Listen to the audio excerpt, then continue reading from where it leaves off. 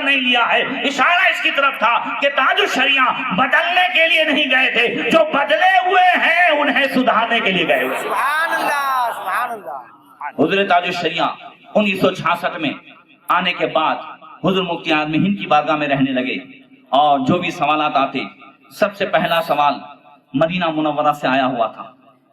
نگاہ وراثت کے تعلق سے اعلیٰ حضرت کے خاندان میں ایک بات رہی ہے کہ جو بھی پہلا فتویٰ لکھتا وہ وراثت کے تعلق سے, میراث کے تعلق سے. تاج الشریعہ نے اس کا جواب لکھا, بحر العلوم مفتی افضل حسین صاحب رحمۃ اللہ تعالی علیہ کو دکھایا, بہت خوش ہوئے, دعائیں دی, سگنیچر کر دی اور صحیح کر کے کہا نانا جان کو دکھاؤ. حضور مفتی اعظم ہند کو دکھایا, بہت خوش ہوئے, کہا بس ایسے ہی لکھا کرو. تاج الشریعہ رحمۃ اللہ تعالی علیہ کہ ان فتووں سے حضور مفتی اعظم ہند ایسے خوش ہوتے تھے کہ پیرانی اماں حضور مفتی اعظم ہند کی اہلیہ محترمہ وہ فرماتی ہیں, حضرت مولانا حبیب رضا خان صاحب رحمۃ اللہ تعالی علیہ کہتے ہیں کہ مجھ سے کہتی تھی پیرانی اماں کہ اختر میاں سے کہو روز آیا کرے, جب نہیں آتے ہیں تو مفتی اعظم ہند ٹینشن میں آ جاتے ہیں, وہ اختر میاں آتے ہیں تو حضور مفتی اعظم ہند خوش ہو جاتے ہیں. سبحان اللہ سبحان اللہ. 1967 میں, اب بور تو نہیں ہو رہے ہو نا, میں تھوڑا تفصیل سے بتا رہا ہوں, بات سمجھ میں آ رہی ہے نا میری جی. اب میمنی میں بولنا ہوتا ہے, میمن تو ہے کہ پر سمجھ میں نہیں آتا, تو پوچھا تو کرو, پوچھا سمجھ میں آیا, ہاں ذرا زور سے کہہ دیجئے سبحان سبحان اللہ. کوئی چوپ بیٹھتا ہے تو ایسا لگتا ہے کوئی پتھر مارے گا, جب بولتے رہتا ہے تو احساس ہوتا ہے کہ ہاں بات سمجھ میں آ رہی ہے. تو ذرا زور سے کہہ دیجئے یا رسول اللہ. یا رسول اللہ. اصل میں آپ ماشاءاللہ بہت غور سے سن رہے ہیں, اور میری تھوڑی عادت بری ہے کہ میں بلواتے رہتا ہوں. کلاس میں بھی بلواتا تھا بچوں سے, اور ابھی بھی بلوا رہا ہوں. تو آپ بولتے رہیں گے تو انشاءاللہ تعالیٰ مجھے تھوڑا اطمینان رہے گا, ورنہ مجھے شک رہے گا, پوری رات میں ٹینشن میں رہوں گا کہ پتہ نہیں سمجھ میں آیا کہ نہیں آیا. تو ذرا زور سے کہہ دیں سبحان اللہ. سبحان اللہ. 1967 میں تاج الشریعہ دارالمنظر اسلام میں ایک مدرس کی حیثیت سے پڑھاتے رہے, 1978 تک, اور 1978 میں صدر مدرس ہوئے. 1980 میں حضور مفتی اعظم ہند نے فرمایا اختر میاں آپ بیٹھنے کا ٹائم نہیں ہے, یہ مجمع جو باہر لگا ہوا ہے یہ لوگ چین سے جینے نہیں دیتے ہیں. لوگوں سے فرمایا تم اختر میاں کو میرا قائم مقام سمجھو, میرا جانشین سمجھو, جو مجھ سے ملتا ہے وہی اختر میاں سے ملا کرے گا. لوگوں سے کہا اب اختر میاں کی طرف رجوع کر لو, یہی میرے قائم مقام ہے. پھر تحریری طور پر بھی حضور تاج الشریعہ کو اپنا جانشین و قائم مقام لکھ کر کے دیا. حضور تاج الشریعہ خود فرماتے ہیں کہ میں نے جو کچھ لیا ہے وہ حضور مفتی اعظم ہند کی بارگاہ سے لیا ہے. فرماتے ہیں میں گھنٹوں کوئی کتاب پڑھتا, 4 سال مصر گیا. فرماتے ہیں میں مصر جانا نہیں چاہتا تھا, بزرگوں کا حکم تھا چلا گیا, مگر ان سب سے مجھے وہ نہیں ملا جو چند لمحے کی مفتی اعظم ہند کی صحبت سے ملا کرتا تھا. اس لیے کہ مولانا روم فرماتے ہیں یک زمانہ با صحبت اولیاء بہتر از 100 سالہ طاعت بیریا. کسی ولی کی صحبت میں ایک لمحہ بیٹھ جانا 100 سال کی عبادت سے زیادہ بہتر ہے.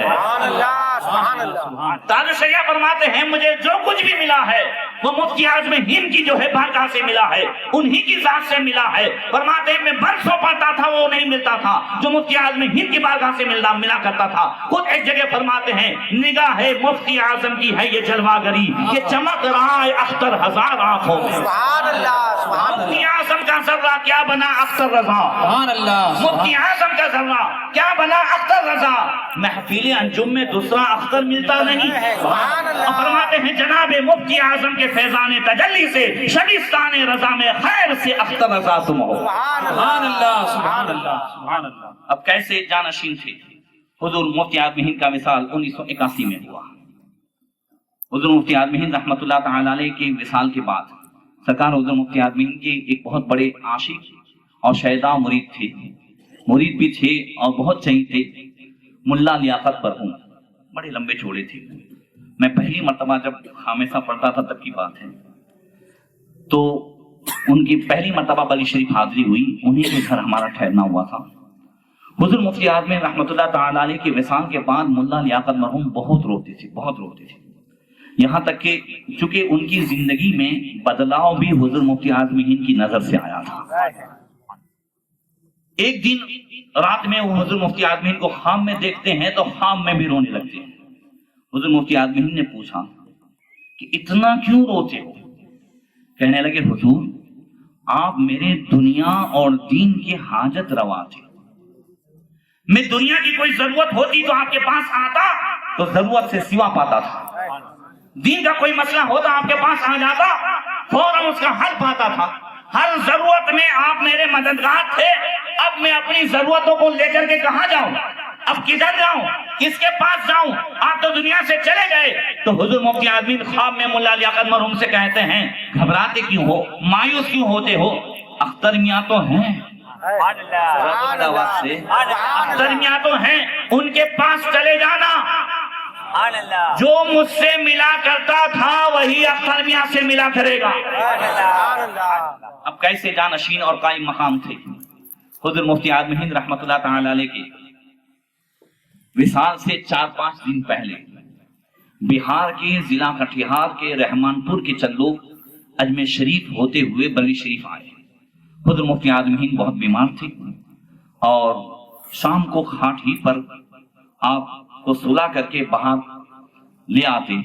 لوگ مرید ہوتے، کوئی دم کرواتا، اس طریقے سے لوگ فیض لوٹتے تھے. رحمان پور کے لوگوں نے دیکھا تو انہوں نے آپس میں مشورہ کیا کہ چلو اپنے بھی حضور مفتی اعظم ہند سے بیعت ہو جاتے ہیں، بہت اچھا موقع ہے. اسی لوگوں میں ایک نوجوان تھا احسان نام کا، جو آج بہار میں بہت بڑا وکیل ہے. اس وقت اسٹوڈنٹ تھا، طالب علم تھا. اس نے کہا بھائی میں تو مرید نہیں ہوں گا. لوگوں نے کہا کیوں؟ کہا یہاں سے مرید ہوں گے تو قوالی چھوڑنی پڑے گی. کہا اپنے تو صاف صاف ہونے سے چھوٹے گی نہیں، اپنے مرید ہونا نہیں. اب ہو گیا، سب لوگ مرید ہو گئے.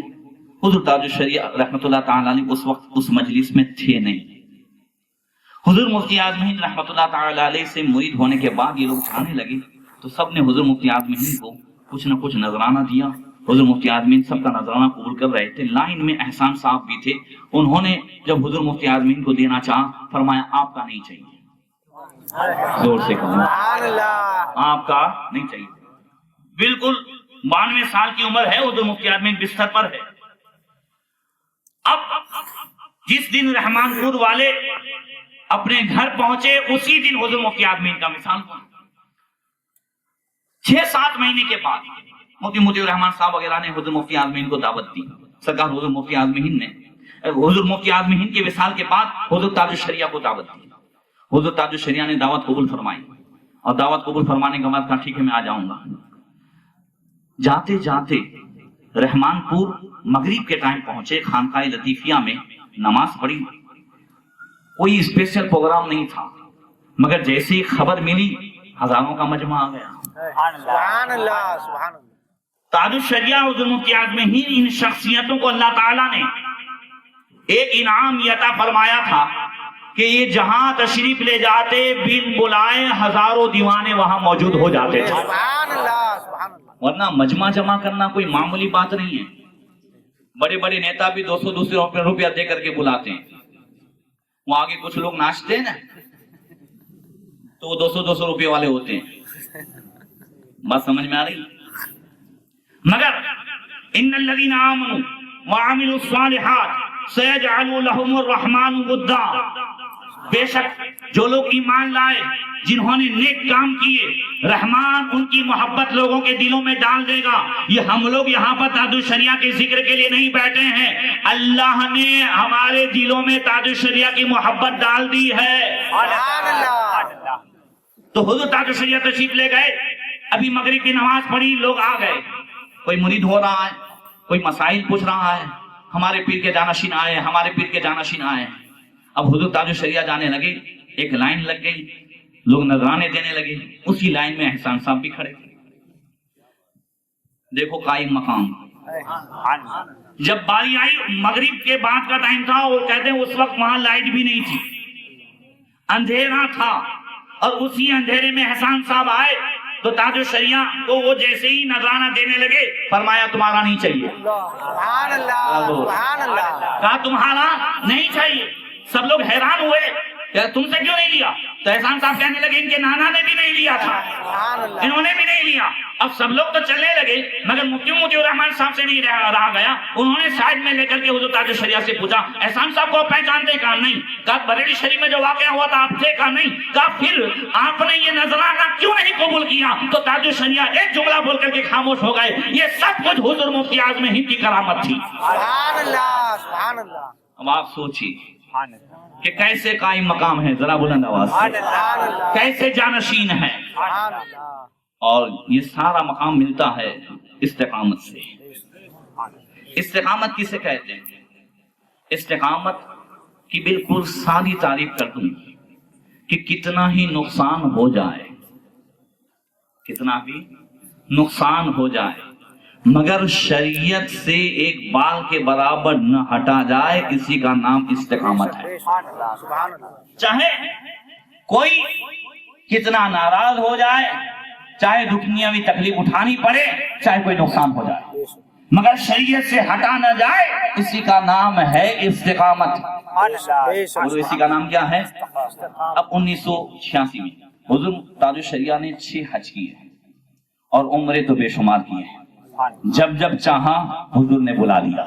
سبحان اللہ حضور تاج الشریعہ 1983 میں پہلا حج کرتے ہیں، 85 میں دوسرا اور 86 میں تیسرا۔ تیسرے حج میں آپ کی اہلیہ محترمہ بھی ساتھ میں تھی، پیرانی اماں بھی ساتھ میں تھی۔ حضور تاج الشریعہ کی اہلیہ محترمہ حضور استاد زمن اعلیٰ حضرت کے بھائی کی پوتی ہے۔ آج بھی حضور تاج الشریعہ کی اکثر کتابیں جو شائع ہوتی اور بہت سارے مضامین، ان سب کو دیکھنا، چیک کرنا، چھپوانا اور ماہنامہ سونی دنیا، ماہنامہ اعلیٰ حضرت میں ایک سے قیمتی مضامین خود ہاتھ سے تحریر کرنا، یہ پیرانی اماں کا کام۔ سبحان اللہ پتا چلا کہ اعلیٰ حضرت کے خاندان کے مرد تو مرد، عورتیں بھی مسلک اعلیٰ حضرت کی نشر و اشاعت میں لگی ہوئی ہیں۔ سبحان اللہ سبحان اللہ آپ دیکھیں حضور تاج الشریعہ کے ساتھ وہ تھی۔ حج کے ارکان سے فارغ ہونے کے بعد ہوٹل میں تاج الشریعہ اپنی فیملی کے ساتھ تھے۔ رات کو 3 بجے اچانک جو ہے دروازہ کھٹکھٹایا۔ تاج الشریعہ نے کھولا تو دیکھا کہ CID پولیس کھڑی ہے، کہ ہم کو چیکنگ کرنا ہے۔ حضور تاج الشریعہ نے اپنی اہلیہ محترمہ کو باتھ روم میں بھیج دیا اور کہا چیک کر لو۔ بہت ساری کتابیں دیکھی، اعلیٰ حضرت کا رسالہ انوار البشارت دیکھا، ہدایت بخشش دیکھی، حضرت سید علی بن مالک کی کچھ کتابیں دیکھی۔ سب کچھ کرنے کے بعد جمعہ کہاں پڑھا، نمازیں کہاں پڑھی، آپ کہاں پڑھتے ہو، تاج الشریعہ نے بہت سارے سوالوں کے جواب دی اور پھر تاج الشریعہ کو ہاتھ پکڑ کر کے لے گئے، لوک اپ میں ڈال دیا۔ دوسرے دن صبح 11 بجے پھر CID آفیسر آئے، پھر بات چیت ہوئی۔ اعلیٰ حضرت کا نام دیکھ کر کے پوچھا یہ آپ کے کون ہوتے ہیں؟ کہا یہ میرے دادا ہوتے ہیں۔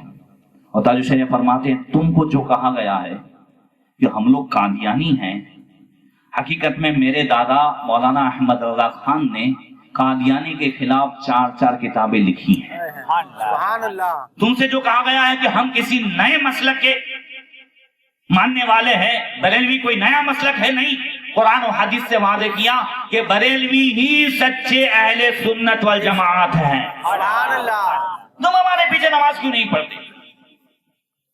بہت ساری باتوں کے بعد تاج الشریعہ نے فرمایا تمہارا مذہب الگ، ہمارا مذہب الگ۔ تم یا رسول اللہ کہنے کو شرک کہتے ہو، ہم اسے قرآن سے ثابت سمجھتے ہیں۔ ذرا بلند آواز سے سبحان اللہ تم کہتے ہو کہ نبی صلی اللہ تعالی علیہ وسلم کو وسیلہ ماننا کفر و شرک ہے، ہم اسے قرآن سے مانتے ہیں۔ تم علم غیب کو ماننا کفر و شرک سمجھتے ہو، اور قرآن سے ثابت ہے کہ اللہ تعالیٰ نے اپنے محبوب کو علم غیب عطا فرمایا، اور آپ نے بہت ساری آیتیں حدیثوں سے ثابت کرتے ہوئے فرمایا کہ نبی کے لیے علم غیب ماننا یہ حقیقت میں نبی ماننے ہی کے برابر ہے، اس لیے کہ نبی ماننا اور علم غیب نہ ماننا یہ ایسا ہی ہے کہ کوئی کہے کہ دین ہے وہ سورج نہیں۔ سمجھ رہے ہیں؟ دین آئی نے سورج نہ آئی، تو دین ہے وہ سورج نہیں، تو کوئی کہے نبی علم غیب نہیں جانتے۔ تاج الشریعہ فرماتے ہیں نبی تو نبی کے دیوانے بھی علم غیب جانتے ہیں۔ ذرا زور سے سبحان اللہ ایک حدیث سناؤں، حدیث بھی ہو جائے علم غیب کے ثبوت میں اور حضرت عثمان غنی کی فضیلت بھی ہو. سبحان اللہ سبحان اللہ. حضرت ابو موسیٰ اشعری رضی اللہ تعالیٰ عنہ کہتے ہیں کنت مع النبی صلی اللہ تعالیٰ علیہ وسلم فی حائط من حیطان المدینہ، میں حضور کے ساتھ مدینہ کے ایک باغیچے میں تھا. فجاء رجل فاستفتح، ایک صاحب آئے اور انہوں نے دروازہ کھٹکھٹایا، اجازت مانگی. حضور نے فرمایا افتح لہ وبشرہ بالجنہ، آنے والے کے لیے دروازہ کھول دو، جنت کی خوشخبری دے دو. سبحان اللہ. کہتے ہیں ففتحت لہ فاذا ابو بکر، میں نے دروازہ کھولا تو حضرت صدیق اکبر کی ذات ہے. ابو بکر کھڑے ہیں. وبشرته بما قال رسول اللہ صلی اللہ تعالی علیہ وسلم، میں نے انہیں حضور کی دی ہوئی بشارت دی کہ حضور نے آپ کو جنتی فرمایا ہے، آنے والا جنت